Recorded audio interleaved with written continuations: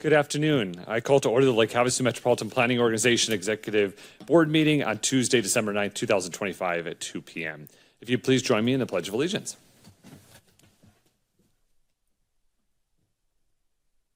I pledge allegiance to the flag of the United States of America and to the republic for which it stands, one nation, under God, indivisible, with liberty and justice for all.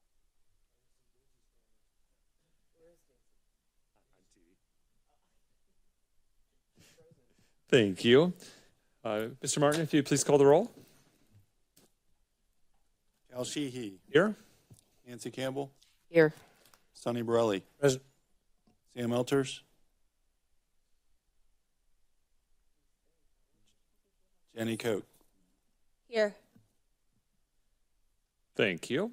Item 4 is approval of our minutes from our October 28th, 2025 meeting. Do we have a motion? I motion to approve minutes. We have a motion from Councilmember Campbell and a second from Supervisor Borelli. Is there any additional discussion? All right. All in favor, please say aye. Aye. Opposed? Motion carries unanimously. Are we going to be able to hear Sam though? Yeah, Mr. Elters, we can't hear you on our end.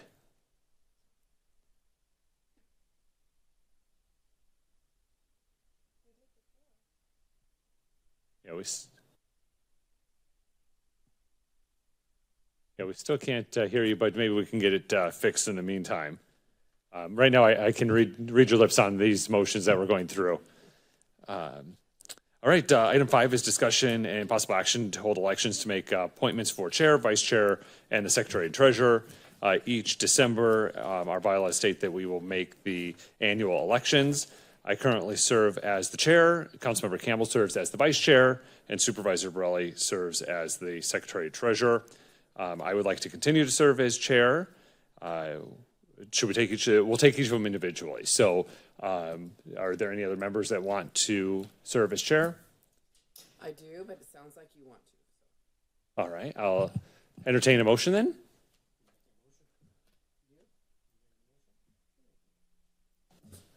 I make the motion for Cal Sheehy to remain as chair. We'll go through each one. We'll do them all separate, yes. Second. All right, we have a motion from Supervisor Borelli and a second from Councilmember Campbell for myself to remain as chair. All in favor, please say aye. Aye. Aye. Aye. Opposed? Motion carries. All right, so now we'll go for the vice chair. Councilmember Campbell, do you want to continue to serve as vice chair? I do. Is there any other members that would like to be vice chair?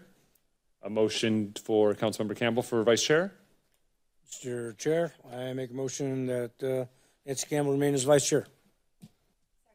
All right, we have a motion from Supervisor Borelli, a second from Councilmember Koch for Councilmember Campbell to remain as the vice chair. All in favor, please say aye. Aye. Aye. Opposed? Motion carries unanimously. And then finally, we have Supervisor Borelli as the secretary and treasurer. Supervisor, would you like to continue to serve in that role? If I must. Yep. I motion to. Well, what about? Is there any other members that would like to serve as secretary treasurer? Excited. Ms. Coke? Are you trying to hand it off? What do you have to do? Would you like to be the? No, I'm fine. Okay. All right, so Councilmember Campbell, were you making a motion? I motion to have Mr. Borelli to be secretary and treasurer. And a second? Second. All right. Sam seconding too. Oh, Sam did as well. All right, we have a motion from Councilmember Campbell and a second from Councilmember Koch. All in favor, please say aye. Aye. All right, motion carries. Thank you. You didn't say nay. Okay. All right, item 6 is the approve the 2026 executive board meeting schedule. So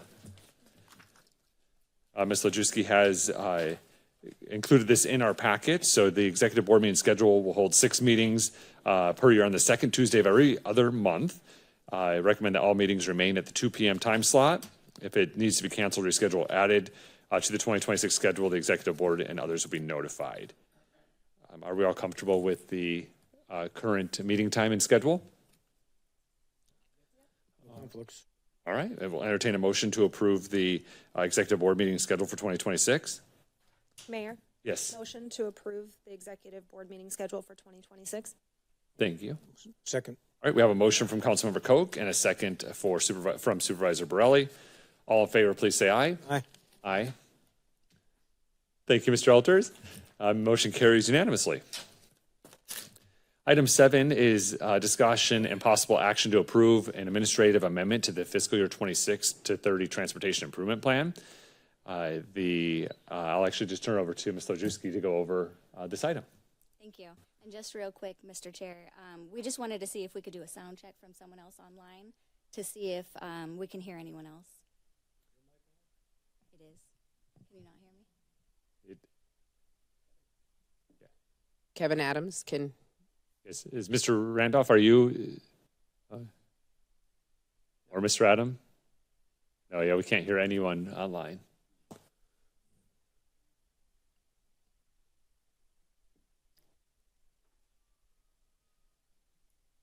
he's going to continue to work on it. Will said I tried. Thank you, Will. All right, I just wanted to go over item number 7, the administrative tip amendment number 5.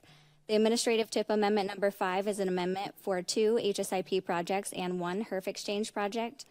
The first project is an HSIP project on the Gold Spring Road and Blue Canyon Road. We are reducing the construction cost by $28,326 and increasing the design cost by the same amount. The second project is going to be another HSIP project, and that is going to be the Swanson Avenue intersections. We are reducing the construction cost by $153,477.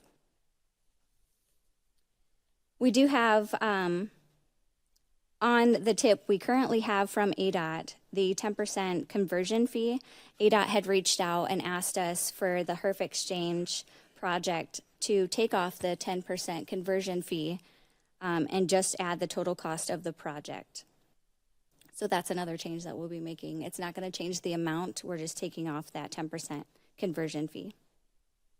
This is an action item, and it does require a vote. So back to you, Mr. Chair. Thank you, Ms. Lojewski. Are there any questions from members of the board? Yes, Supervisor Borelli.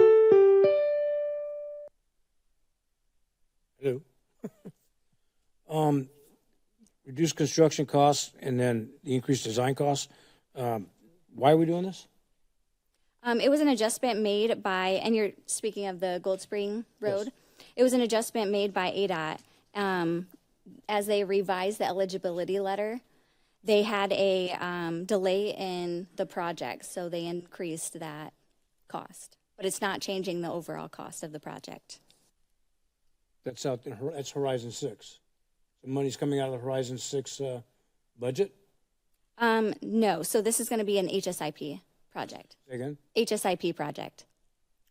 It's a highway safety project, and so the overall cost is the same, just the spread between design and construction cost is changing. And it has So to be improved. HSIP is not Horizon 6 improvement. Okay, okay. Thank you. just a quick question, then what this looks like to me is the overall construction cost went down. So the remaining balance that they had, they're just putting it into the design side, or where does this extra funding, why is there extra funding, excuse me, if it was just delayed, I guess, design? Yeah, so there was project delays and they have more design work to do, so they need more money for design. They were able to basically borrow some of that money for construction without going over project cost. So ADOT issued a new eligibility letter on October 2nd to LHMPO and Steve Latowski, going over these changes with the revised cost estimate, and that's what's reflected in the revised eligibility letter. Okay. And so the construction will still go forward? Yes. Okay, thank you. Appreciate that. Well, why don't they use the original design? It's not complete. They're still working through design, so they needed additional funds for design. That's why they've increased the budget for design. Just straight road. there any other questions from members of the board? All right, this Can is. you hear me? Yes, we do. Yeah, thank you, Mr. Alters. Oh, thank you. Glad to hear that. Just wanted to weigh in with a thought or two. It's fairly common during design to encounter some unexpected conditions that require the more effort to complete a design where a little additional funds are needed. In this case, it sounds like they're utilizing some of the construction dollars to complete the design. At the completion of design is when they will be able to do an accurate estimate for construction. It's possible that the remainder will be adequate. It's possible it may not, but they need to complete the design first. And I anticipate, I'm speculating that's what we're dealing with here. And I wanted to shed some light for both Supervisor Borelli and Council Member Nancy. Sorry, I've drawn a blank. I don't know why, but forgive me.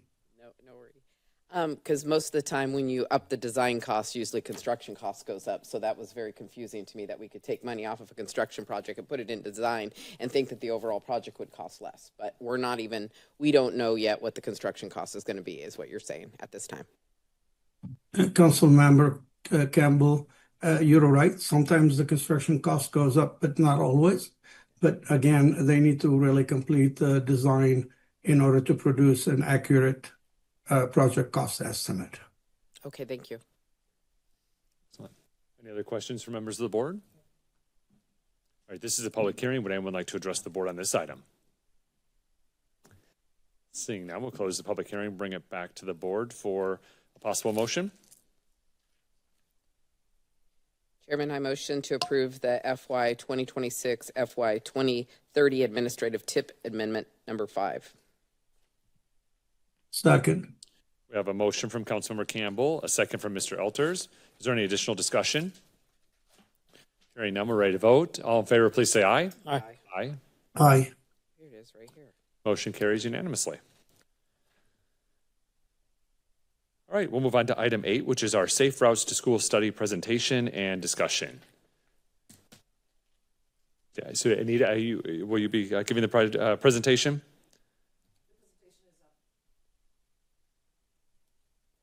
Yeah, we'll share the. Oh, they're perfect. Is the microphone on? Is the green button? Now it's on. Okay, perfect. Thank you. Good afternoon, and thank you for this opportunity to present on the Safe Routes to School. This is a project that we are doing it as part of the ADOT Project Development On-Call, and it's done through the Lake Havasu MPO. We are looking at all the 8 schools in the public school district. It's not including the charter schools, so it's just the public schools. And Safe Routes to School, just an introduction to Safe Routes to School. It's a federal program. It started in the early 2000s, and it's to enhance and increase the number of students walking and biking to school, making the roads safer around the school and in their paths. So as part of this project, we did an existing condition evaluation. We took some traffic counts, and which Taylor will go through in more detail about our existing condition evaluation. Then we also reached out to the public. We also reached out to get some parent surveys done. Then we also got a tally of how many students actually currently walk and bike to school. Then we did an extensive field review. So we were here for about 3-4 days, and then we looked at the AM drop-off time, the PM pickup time. Then we drove through the neighborhoods which the students would take if they were walking or biking to school. We call that issues and barriers. Taking all this information, we came up with a series of recommendations, and we'll go through them as well. And we also reached out. We included the school district, the PD, the principals, the city. The MPO was obviously chairing the whole process. So it was a very holistic approach that we did take to do this project. We are almost at the final stage of the project where we are gathering the report together. So our recommendations, we did present the recommendations to the principals, and today actually we met with Sergeant Jerry Burns in the field to come out to look at some of the recommendations and incorporate his recommendations as well. So as I said, the purpose and overview is to really address the safety in the school zone and reduce the congestion in the pickup and drop-off zones and encourage an active lifestyle. I have just summarized what we did so far, so we will go into, and also the Safe Routes to School, there is a lot of federal funding available to put these projects into different funding buckets. We are identifying those as we develop the recommendations. We are identifying those funding buckets as well. And at this point, we identified 3 projects which we will complete to a preliminary design and cost estimates phase, so which the MPO can take on and present to the federal government for funding. And most of our projects will come under the transportation alternative fundings. So I'll hand it over to Taylor to talk about the existing conditions. Thank you, Anita. Like she mentioned, we did a very extensive existing conditions review to really understand where the problem areas may be and what we can do to address some of those. Like she mentioned as well, part of that was our field observations. So this is some images from each of the schools that we were at, highlighting some of the things that we saw and compiling our notes so that we could go back and develop those recommendations. So we were out during the AM and the PM during pickup and drop-off, seeing how students interacted with vehicles, how they interacted with the schools, what staff was doing, and really develop a kind of a clear picture of what was happening at each of the schools. Some of the general observations that we saw while we were out there is there was non-school zone compliant travel behavior in marked school zones, so not stopping for pedestrians, speeding, and just some unsafe conflicts between vehicles and the school-aged pedestrians, as well as on-street parking adjacent to schools. That was highly utilized, where parents would park on the street and have their kids run in or stop and walk them in as well. We also saw a lot of e-bike usage among students. So students are observed speeding, and we think there's the potential for some e-bike safe driving habits education to combat this. So you have, we saw kids as young as 8 years old on these bikes that are going 30 miles an hour down the road and interacting with vehicles and pedestrians when they may not have the education that they need to handle that new vehicle. We also noticed some gaps in the sidewalk infrastructure, and then specifically poor intersection operations. So that's how the intersection is functioning today at Palo Verde and Kiowa, which is that one right outside the high school. So we were looking at dual left turns to avoid that school-related queue in the area.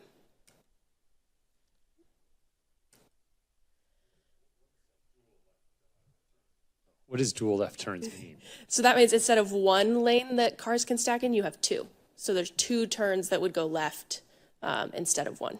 Coming out of the high school or coming off of Kiowa? Coming off of Kiowa. Okay, gotcha. Okay.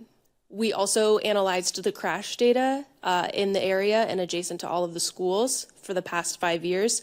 So our graph on the left-hand side, the one in blue, is looking at the pedestrian and bicycle-related crashes in the area. And what we want to draw your attention to is in 2024, the amount of bicycle crashes almost doubled, both in general and involving student-aged persons. So we think that is a direct result of the emergence of e-bikes in the community. And then on the the graph on the right-hand side, we are looking at the crash severity. So fatal crashes all the way on the right-hand side to possible injury. And you can see that the pedestrian and bicycle crashes are much more prevalent in the minor injury and the serious injury crashes, as well as the student-aged persons crashes involved in those. And Anita tells a story of, when you're small and you're going to school, a minor injury could have lasting lifelong impacts as opposed to a minor injury once you're an adult. So all of this to say, we are looking to mitigate this and develop recommendations that would improve this data over the next 5 years. Taylor, on the crash data summary, is this just in the school zones, or is this throughout the entire community? This is throughout the entire community. Public involvement, like Anita said, we can only see so much when we are out in the field, and it's really important that we engage with the community and the teachers and the students and the parents to really understand what's happening when we're not here and what are some of the trends that we're seeing. So we do something called a student tally, and this is completed as part of the National Safe Routes to School program at every school.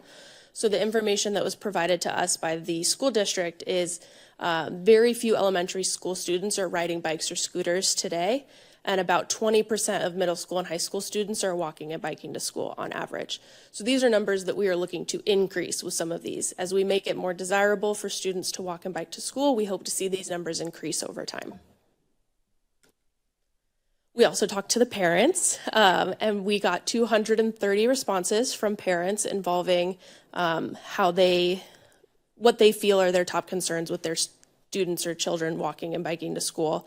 So some of those top concerns is too much traffic, the intersections are too dangerous, and the traffic speed is too fast. And similarly to the information provided by the district, you can see getting to and from school today, 80% of that is by car, with a very small percent walking, biking, bus, or other. So this is things that we are looking to kind of digest and provide recommendations to make those concerns a little bit more palatable and get more kids walking and biking to school. We also provided a web map. So there was a parent survey that we had, and then they had a web map where they could go and put pointed concerns in each of these locations. I will say this public coordinate map was completed in conjunction with the Transportation Master Plan that LHMPO is currently undergoing. And so these comments were reflective of both that effort and this effort as well. And we had 39 comments when we closed for this study. Some of the common themes for that are the need for better infrastructure, such as sidewalks and multi-use paths, the desire for safer and more accessible transportation options, safety concerns regarding pedestrian crossings and at traffic lights, and the need for more visible crosswalks, additional lighting, and additional traffic control, and the consensus that e-bikes are contributing to, their words, unsafe conditions, with suggestions for licensing and helmet requirements. And again, these are not specific to school zones. These are specific to the entire community at large. We also spoke to the school staff. We held 2 safety summits where we interacted with the school staff to get their thoughts and their information. And Sarah and Tommy actually spoke to each school principal individually to get their concerns documented as well. So a summary of that input, they're in need of new vests and paddles. A lot of teachers and crossing guards are going out into the street without proper safety equipment, and that's not something that we want them to be doing. So documenting that. A lot of the on-site signs and markings are faded over time. They're in need of some maintenance. The rollaway signs that get drug out into the middle of the street during school zones are extremely heavy for a lot of the staff that are handling them. One school in particular said that they have 70-year-old women that handle these signs, and the need for those to be a little bit more manageable. So we looked at that. They also brought up e-bike safety concerns. It was a common theme. And then parents are allowing their students to get off on the wrong side of the road, and parent behavior, as well as no parking in no parking zones and U-turns. And then where there are no sidewalks, the kids are required to walk on uneven ground. And a lot of the infrastructure needs improvements in order for more kids to walk and bike to school. So with that and all of that information that we gather, I'm going to hand it back to Anita, who will talk about some of the solutions that we came up with in those recommendations. Chairman, don't we already have a requirement for helmets? I thought for the kids, the e-bikes and the bicycles, didn't we put something in there already? Interesting, yeah, when we did the stuff along the channel and the ride.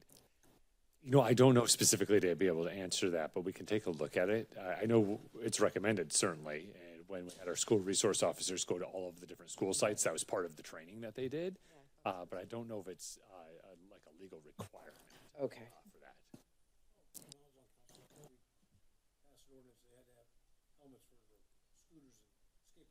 And that was the ordinance that we updated just last year. Well, I think it was December of, I guess actually last year, 1 year to the state. So we updated the original ordinance that your council had put into place, and it did require. Yeah, I'm not familiar enough with it. I think I remember lighting. I think I remember some lighting. I thought I remembered helmets, and I thought I remembered something else. Yeah, it was the original one was more about skateboards, scooters, and those types of things, and now we adjusted it to include non-motorized bikes, including all of the other things, scooters, pedal assist, all of those things. But yeah, well, I'll take a look at it and see. Mm-hmm. Yeah, sorry, Anita.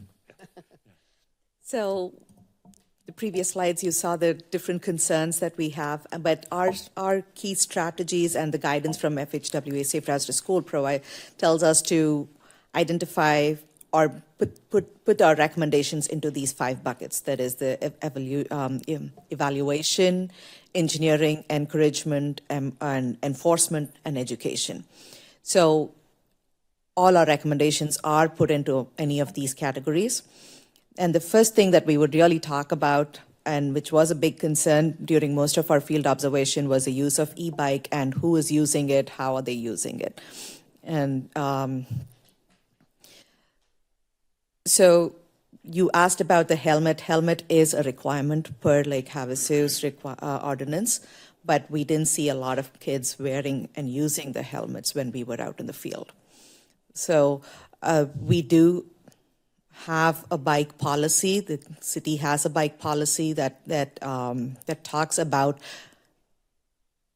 the bicycles are allowed in a bike path, but the definition for bike path is not clear, whether the road is a bike path or whether the sidewalk is a bike path, and who can be allowed where. And e-bike policies are more geared towards what the state has adopted. We have the Class 1, Class 2, and Class 3 bikes. Class 1 and Class 2 bikes are the slower one. Class 3 is the higher speed one, 28 miles and above. But right now, we don't have an understanding of who is using what class of bike. We don't have that data, and I'm not sure if parents are buying the appropriate e-bike to the students as well, because we did see at the high school area, we did see a lot of speeding bicyclists or e-bikes on the sidewalk or on the roadway as well. So some of these we are requesting for some suggested policy changes and a program as well that the school PD and the city work together and develop that. So the first thing is to accurately define bike path and bike lane and define who can be in which path. Is an e-bike really a vehicle that can be on a sidewalk? The locations where I did feel that there were concerns is elementary grade schools. This happened in front of me at Starline, where the older brother is also a student in that school. The younger sister is also a student. The younger one was really tiny, but they both took the same e-bike. So he was going doubles on an e-bike, and he is a 4th grader or a 5th grader, maybe. So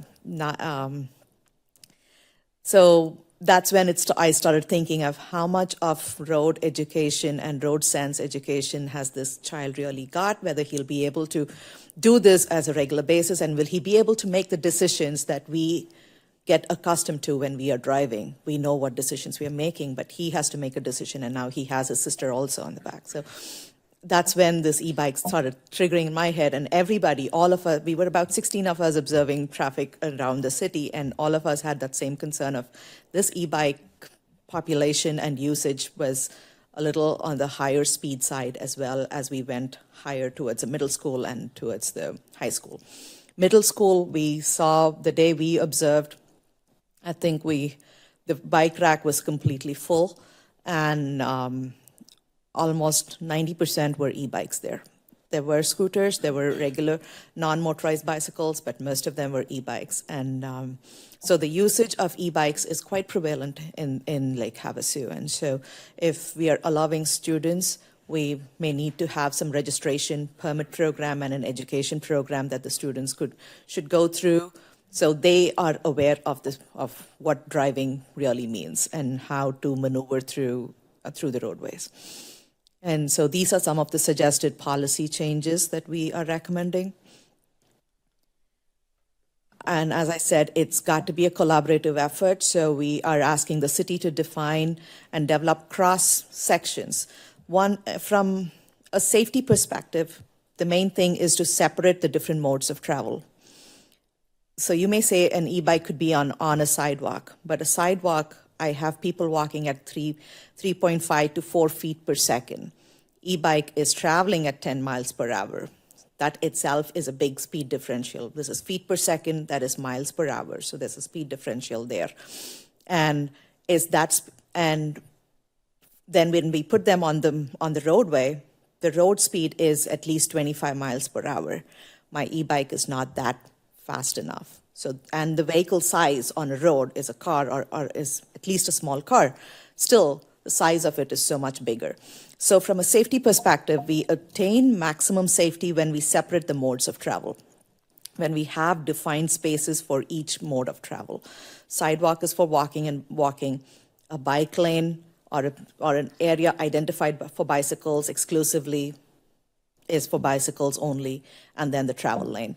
Right now, it's all intermixed. And so the chances, and some of the sidewalk crashes that if a bicycle hits another pedestrian, those are not going to be recorded. That's never going to come into your records at all. And so there could be many that has happened, which we may never know. So we are asking the city to define roadway cross sections where we can have a defined space for bicycle. Then we are asking the law enforcement they've already been doing it. They said they've already gone to the schools to talk to them about school bicycle safety. They target age 3rd grade and above for bicycle safety, so they've been doing it. We want to encourage them to do that more and develop a bike registration program and a permit program. So anybody who's gone through the education program may get a small test at the end of the program, and then they get a permit. That's their new driver's license for those kids, something like that. We want to make it fun that they will take, but still they will get to learn something. And then that's your e-bike education program. The sergeant also told me about bike rodeos that have been happening in Lake Havasu, the frequency of it, and also cater it more towards younger students is what we spoke to them about. Then the school district, right now the school doesn't know how many bicycles, who has what type of bicycle. If the school district can participate on who has on having a registration program on their roster, if you are riding to the school, then register your vehicle and show us your permit so that they are covered. It's like an all-rounded approach to it. And and then the city and city county MPO work with the community to promote more bicycle coalition programs and more bicycle education program. This community has an avid bicycle group, so definitely they would help in expanding on their education program. So these were some of the ideas that we came up with for the e-bike. Then cross sections, as I spoke about the cross sections, many of our roadways here, they are just wide asphalt pavement with parking on both sides, as you can see on the existing sections. The roadway is so wide, there is opportunity for us to reuse portions of the roadway when there is no parking, reuse the portions of the roadway to create some biking lanes. So when I presented this, it's like, how do we implement it? So it's not that the entire city we can go and redo some pavement marking and changes it immediately. The first trial would be to just start with some signage saying around the school area where you're going to have the maximum cluster of kids using bicycles, to put in no parking signs from 7 to 4 p.m. or during school times. And start with that, and then see if there's an opportunity to use paint to paint those bicycle lanes, which can be used as parking in the off times, but used as bicycle lanes during the school times. So starting that around the school area. And we are keeping all the lane lines, travel lane lines to 11 feet travel lane lines. And right now there is no pavement marking, so we don't really define how wide the lane line is. But looking at the existing lane line, we are at about 12, but when we define it this way, we can get at least 11-foot travel lane lines. So then we also developed improvements for almost all the schools. We came up with some improvement strategies, basically following these same guidelines of separating the pedestrians from bicycles and the travel from the vehicles. So one of our major improvement is near the high school, where we are recommending, I should see if it's here. Yes. So recommending multi-use path along Palo Verde in the frontage of the high school, so we can move the bicycles. Right now, in the morning period, especially in the morning, there is a huge traffic backup on Palo Verde because of the way the signal is phased. The signal phasing allows for a protected only left turn, so making some intersection phasing modification, improving the signal timing will give us a little more options there. But then we don't have specific place for the bicycles to really go in that roadway. It's already fully occupied with vehicle traffic. So to separate the bicycles, pedestrians from the vehicle traffic, we are recommending a multi-use path, a 10-foot multi-use path along the school periphery on Palo Verde. Second thing we are also recommending is to move the pedestrian drop-off. The pedestrian drop-off occurs in the same large parking lot where students come and park. So the school is okay, and they gave us the opportunity to think about moving the the parent drop-off to where the south parking lot. Not sure if we have that drawing here, right? The detailed drawing is in the report. So to the south parking lot, which is right next to the ball field. So that opens out, that splits our traffic going into the intersection.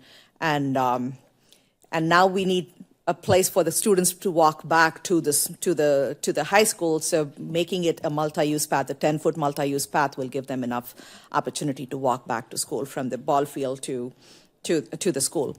So those, and then we did see a lot of crossing happening at Cisco Drive. So we are asking for a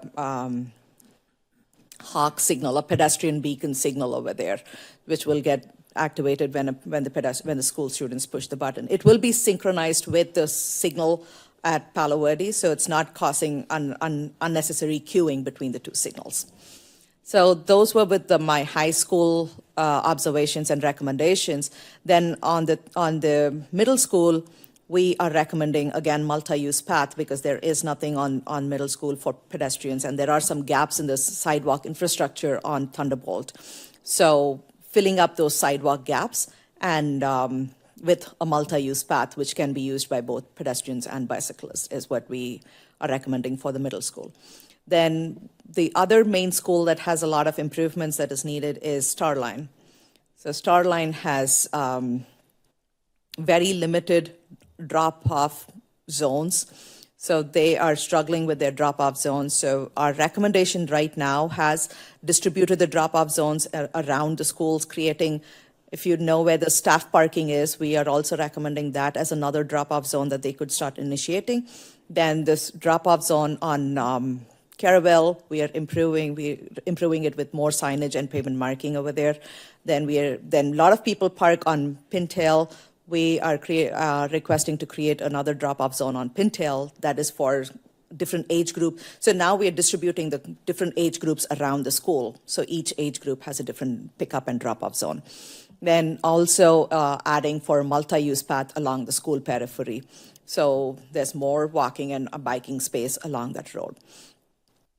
Today, talking to Sergeant Jerry Burns, he asked us to also improve the sidewalk width along Starline in the front of the Starline Elementary as well. So we will look into that also. So those are are highlights of recommendations along the schools that we are trying to, want to achieve. The next thing is how do we fund it and which ones are our priorities? So we went into the implementation plan, and that's what you can see over here.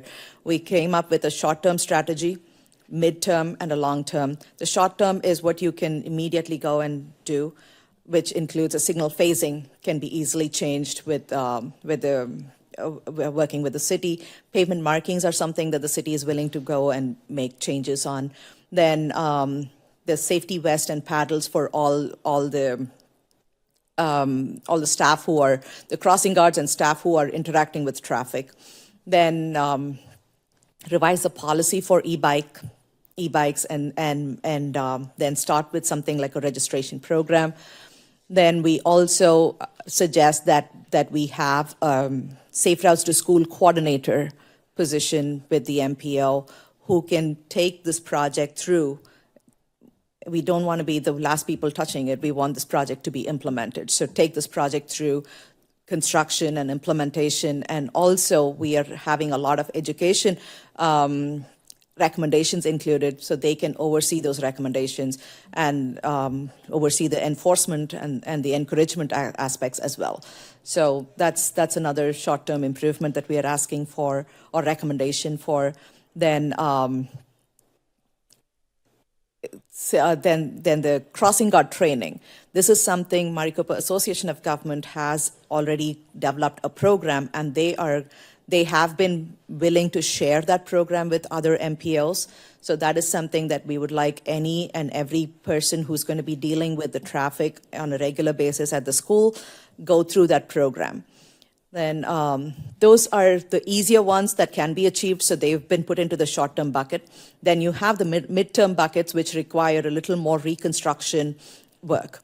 And then you have the long-term buckets, which the need may not be there today, because we don't see that much of congestion, but then as congestion grows in that area, we may need to dive into the long-term buckets. The midterm bucket is where all the big projects that I spoke about, the multi-use path, the HAWK, all of this comes under the midterm buckets because it's takes a longer time to get the construction in. So in terms of, so what we did was we took all the projects in the midterm bucket and have developed project worksheets and preliminary design, taking it up to a 30% design. That's what ADOT allows us to do. And that will help. With the design, we also have developed cost estimates. So that will help the MPO apply for the necessary federal funding. Right now, if we are able to apply for federal funding in 2027, the construction may get done around 2030. That's the timeline. So that's why it's put into the midterm section.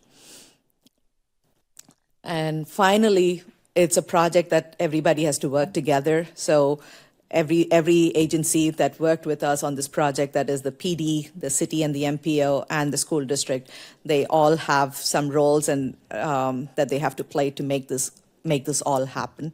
So we came up with an idea on what these could be.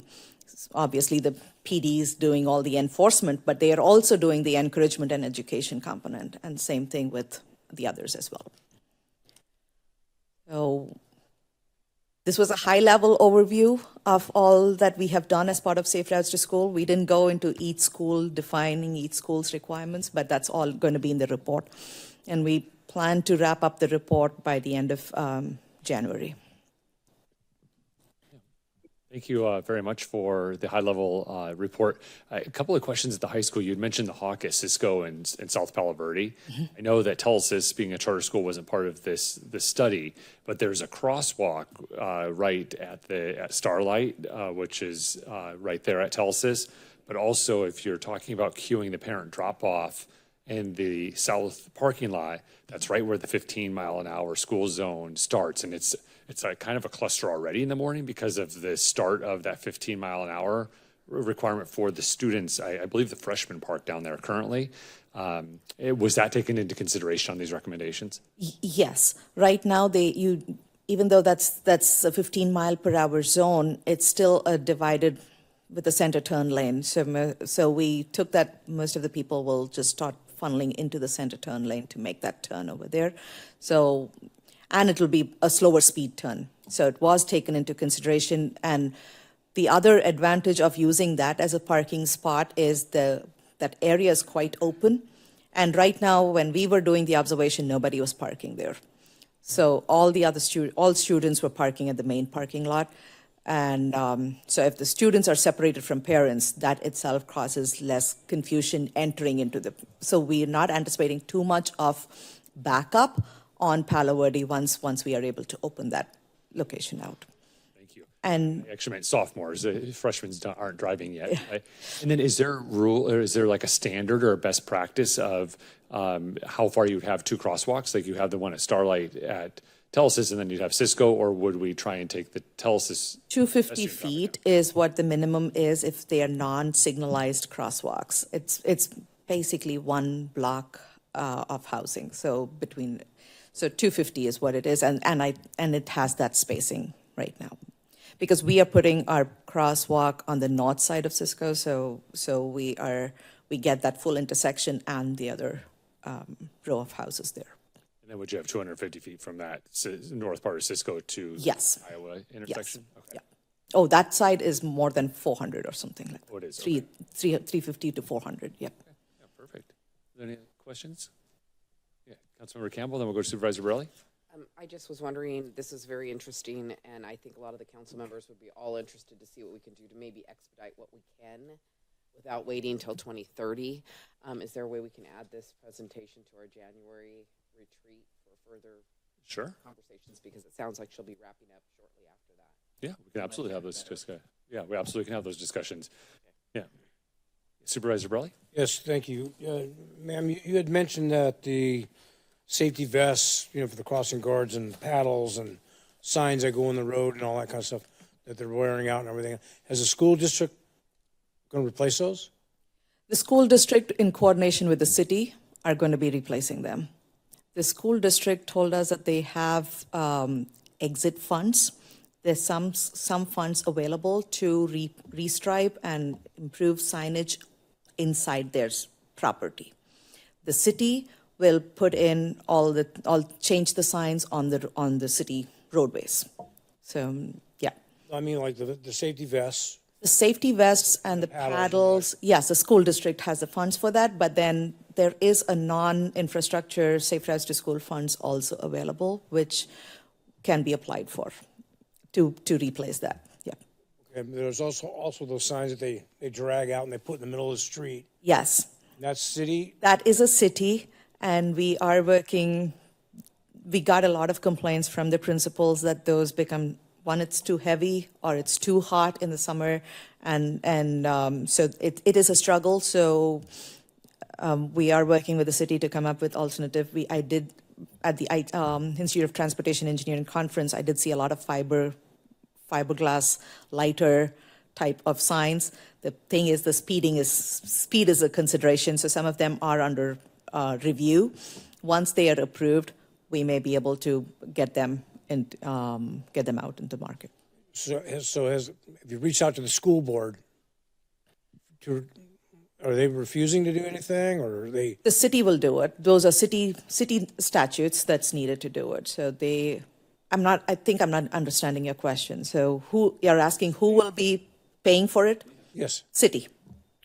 The City. The vests and the paddles, the school district's paying for. Yes. If they're aware of them, they'll pay for them. Those portable signs that they drag out That's there. the city. So That's the city. Yeah, the portable signs, the city, and then we'll repaint the crosswalks, and then we will have street signage based on whatever the outcome Yes. of the study is.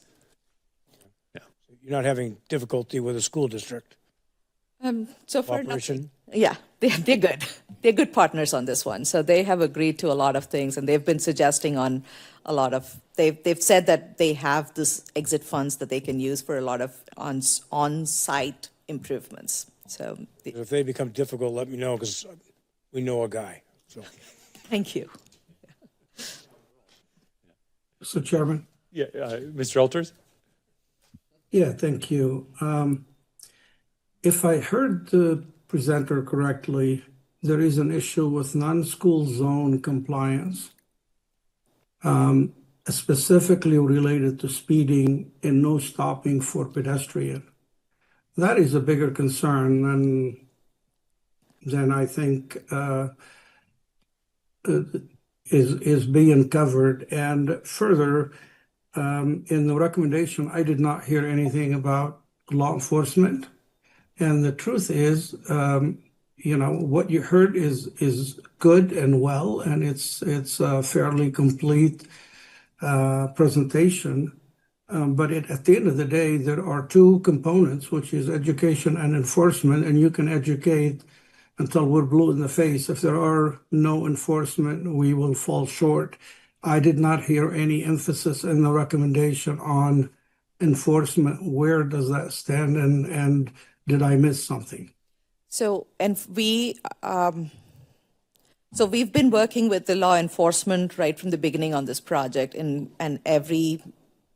all our recommendations, we have asked them to review it and work with us on it. So yes, speeding is an enforcement that we have asked them to do. It is on the working together as part of our recommendation. On the working together slide, we have asked them to do speed monitoring and then education as well. So we've asked them to help us with both aspects of it. So speed monitoring is something that they feel that they do it regularly, but not regular enough that they are able to create a habit. To create a habit, there should be more regular speed citations. The location where they give a lot of citations is Starline area. So they said there is parking violation, there is speeding violation, everything around that area is what we heard, but they are doing it, and we know that there's always a shortage of staff on the PD side of it. So we did put in a recommendation that speeding citations should be done on a more periodic, on a monthly basis. Go back to the schools again and again in the morning and the evening time to continue that. Also, in regards to that, like part of the focus of this study is to help identify the funding to do that. Like Anita mentioned, there's a lack of staff. They said they had 2 traffic folks during the day and 2 in the evening. They can't hit every school all the time, but part of the funding that we identify by making a recommendation to patrol more and issue more citations for enforcement is the opportunity for them to take that recommendation and pursue funding in order to do that. So the government Office of Highway Safety is one of those options, and then I think there's a few others as well, where the police department can take this recommendation and say, we need to do this, can we have funding to do so, and provide additional staff. Thank you, Taylor. Yeah, thank you. Mr. Alters, did you have any other questions? No, Mr. Chairman, thank you. I just think as we identify the near-term, mid-term, and long-term commitment to funding, I think we need serious commitment to education and enforcement, because one will not work without the other, and that's based on years of experience. Yes, thank you for making that point. Councilmember Koch? Yeah, I would just, reading through this, I see your bullet point for education, the e-bike users. I think a lot of this is parental.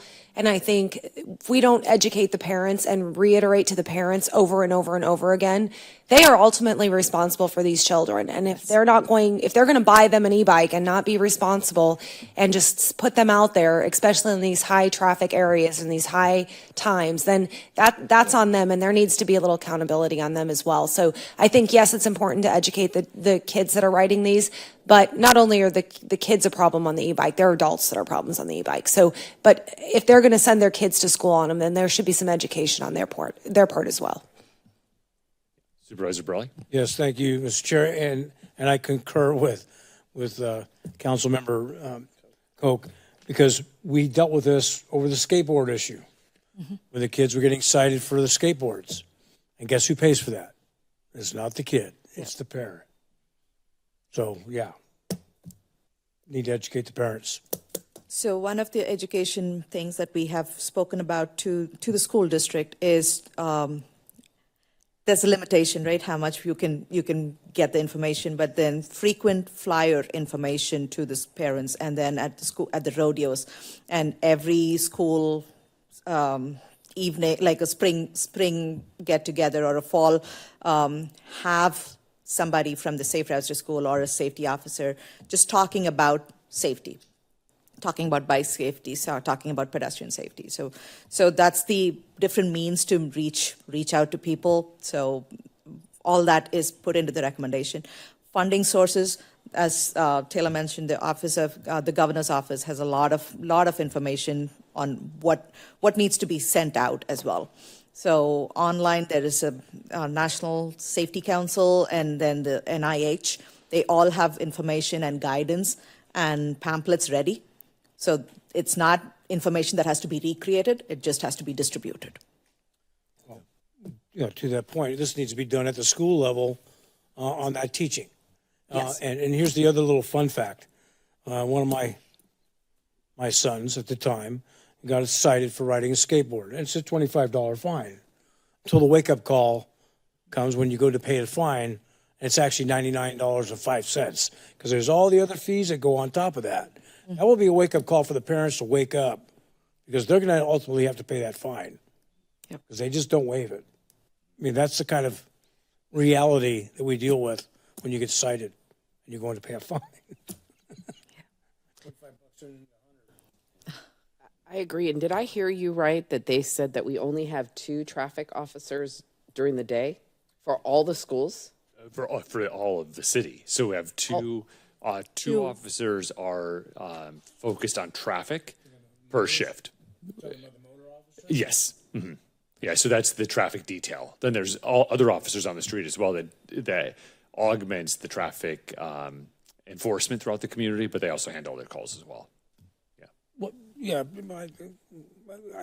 I'm sure the chief can come up with a solution to where he can get a car and just show some paint around the school district or around the school, and they know there's some presence. And we're talking a short window of drop off in the morning and picking up. Just showing that paint Picking up slows people down. Is typically more congested than the morning. Morning, you have a longer time, so the congestion is not that much in the morning, but then speeding is more in the morning because everybody's rushing to wherever they have to reach. But in the evening, some of these schools, we have parents waiting for almost 40 minutes.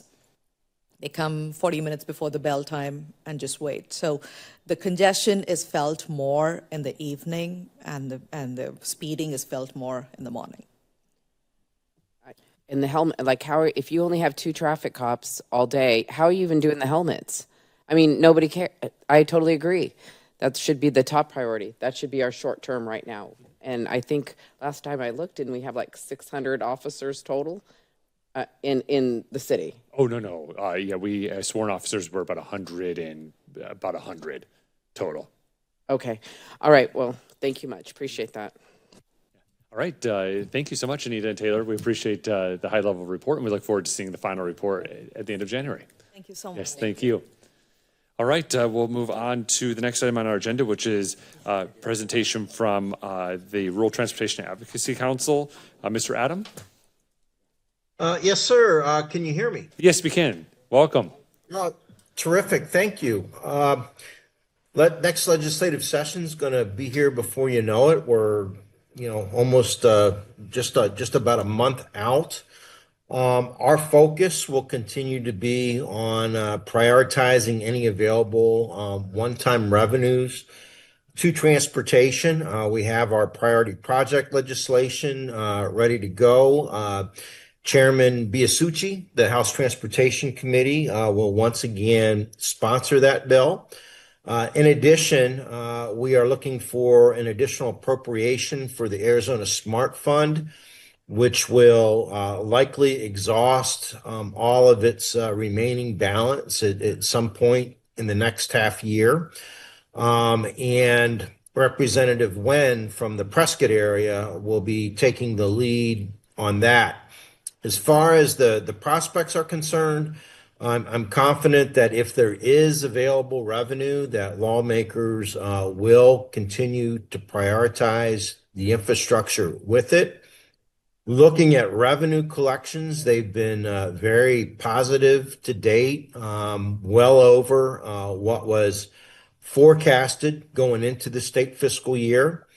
Unfortunately, I think a bigger challenge this year is going to be what happens back in Washington and the potential impacts that cuts and other actions like modifications to some existing programs, state budget, and expenditure stresses that are sort of passed down to the state. And so I think, as everybody's aware, we did get out of the government shutdown.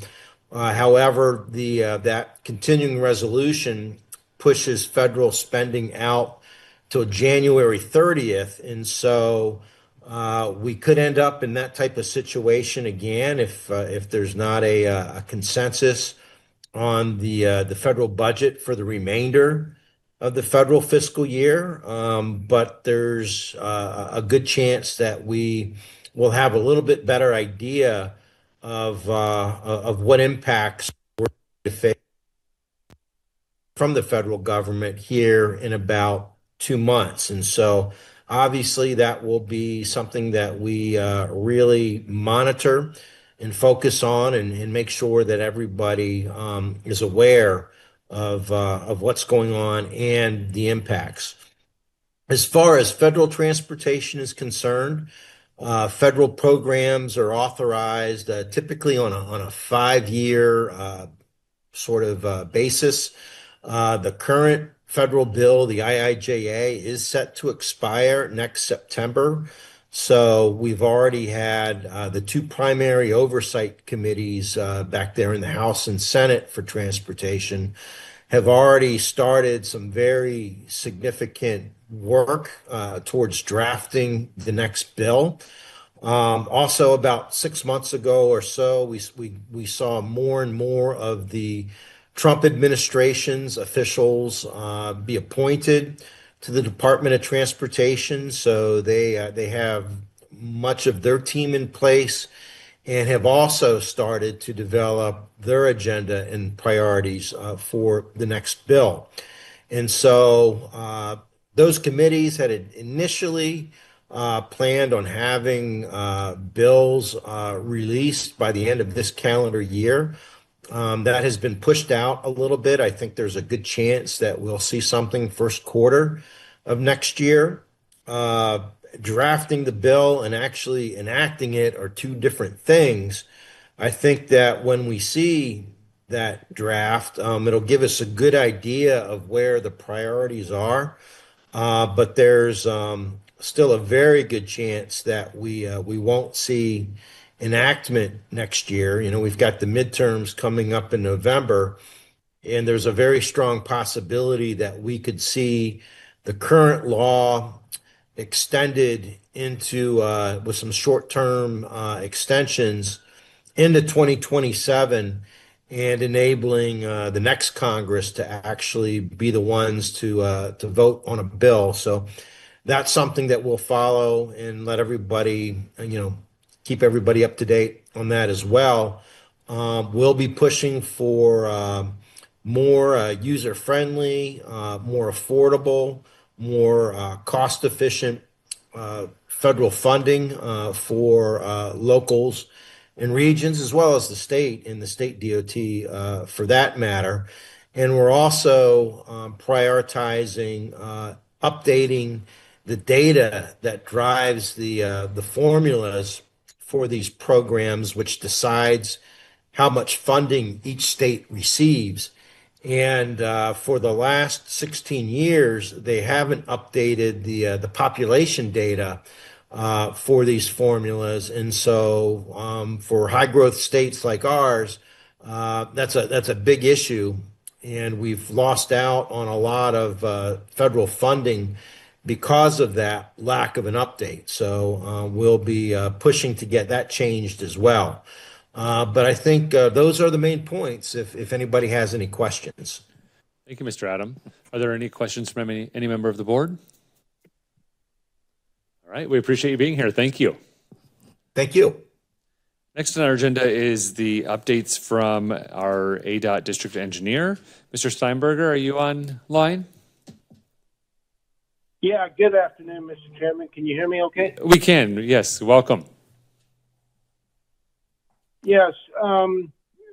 First item is the median on SR 95 from South Palo Verde to Price Road. That project, it has been completed, but we have been receiving a lot of public complaints. And, you know, before the Christmas holiday, we'll be putting reflective tabs on the curb to improve visibility. And then also we're putting in delineation to help delineate going into the median to try to have drivers not hit that curb going into the medians. And then also over this month, we're meeting with the contractor on the project to kind of go through some of the concerns that have been raised by the public and see what we can do to address those items. We'll do it as part of the funding on the construction project. And then the only other item I have is the West Kingman TI. It's still progressing. We're looking at completing that in the spring of 2027. And it's just ongoing. We're working for the ramps coming out of 93 into downtown Kingman and continuing to do bridge work at Clacks Canyon Road and White Cliffs Road. That's all I have for today. Any questions? Thank you, Mr. Steinberger. I first have just a comment. The crews were out cleaning the highway in the north section this week, so thank you for that. That partnership has been working good, keeping the highways clean. But on the medians, what is the meeting with the contractor going to accomplish? We're going to go over the concerns that have been raised by the public, and then we're going to come up with a plan to modify the median to address those concerns as best as possible. Okay, so changes will be coming to the median. Yes. Okay. Yeah, Supervisor Burley? Yes, thank you, Mr. Chair. Sir, is the sharp edges of the curb one of the issues that's going to be mitigated? The curb's got a very sharp edge. Yeah. I mean, the tire companies are thrilled because they keep selling tires, but that's one of the biggest complaints I've been hearing. The delineation leading into the curbs and putting the reflective tabs on them as an interim solution will help with that. And then, like I said, we'll be working with the contractor to see what we can do to soften those edges.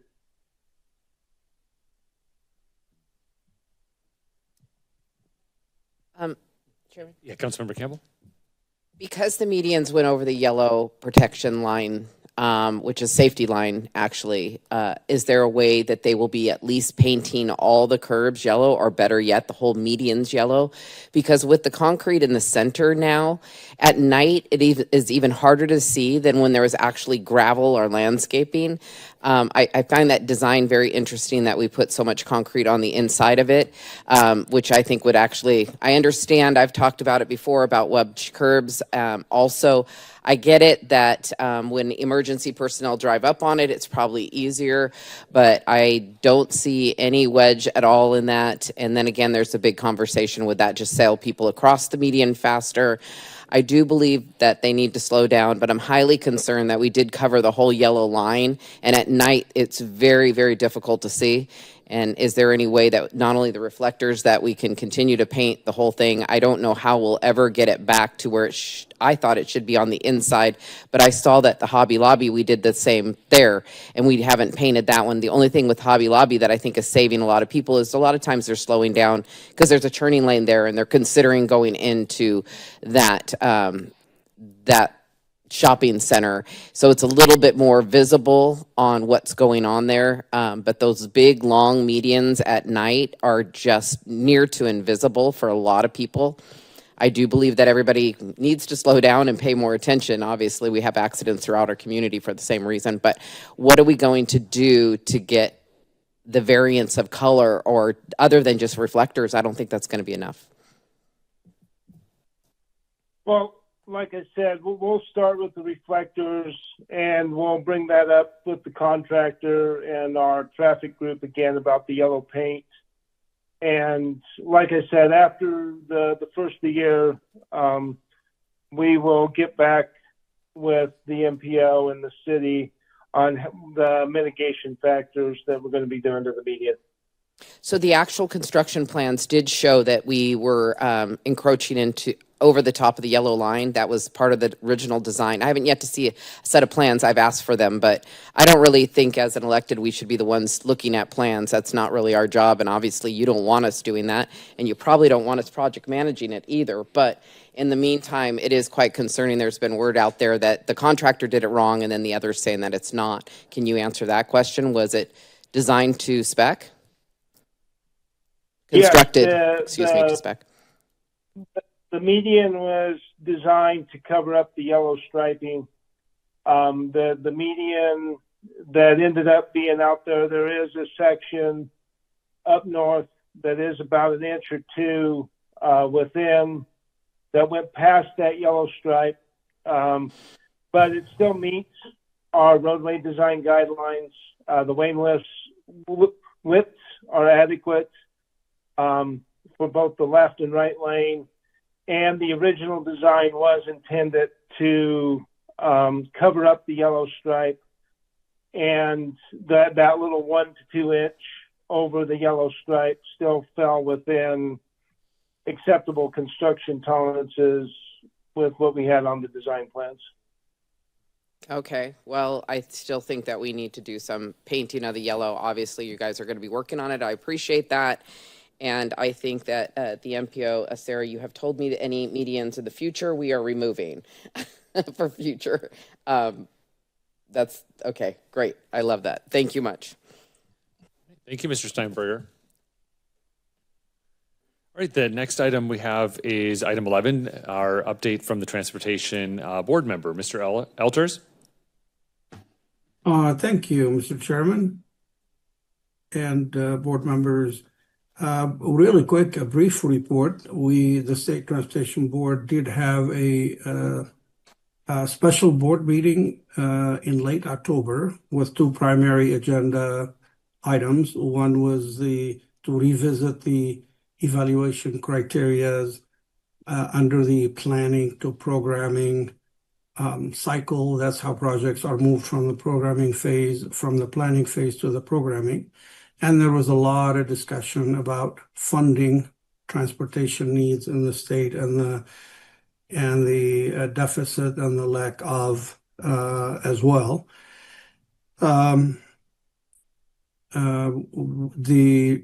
We will have a chairmanship change this month when the board meeting takes place on the 19th of December.